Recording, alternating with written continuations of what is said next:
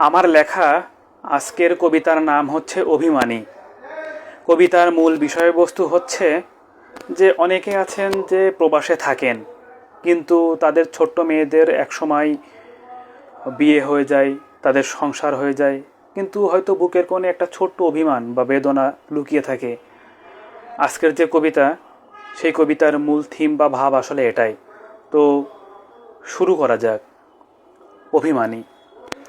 টাকা টাকা করে বিদেশে ছিলে পড়ে, কখনো ভেবে দেখেছ কি তোমার আদরের মেয়ে বেঁচে আছে কি করে? কেবল পয়সা দিলেই হয়?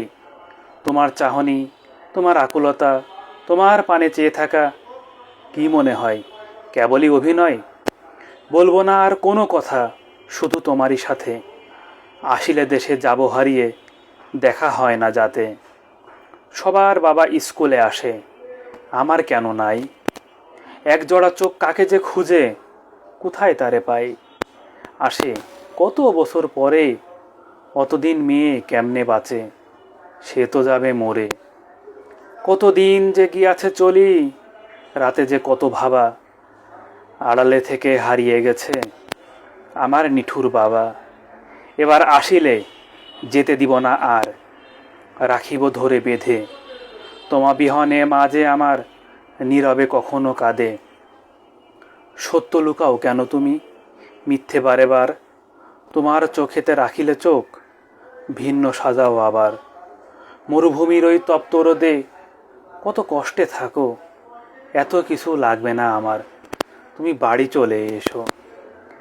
দিন যে যায়, মাসও যায়, বছর আরও যায়, তুমি নাই, শূন্য এ ঘর, সুখে থাকা দায়। তোমার মেয়ে হয়েছে বড়, বুঝতে গেছে শিখে, শেষ বেলাতে বিধুর আলো যেন হয়েছে ফিকে। জানো বাবা, তোমার সেই ছোট্ট মেয়েটি দায়িত্ব বেড়েছে আজ, সংসার মাঝে আবদ্ধ হয়ে বেড়েছে কত কাজ। কত কাল গিয়াছে চলি, হয়নি শুধু দেখা, ওই না দুটি হাতের অভাব, মেয়ে তারই একা।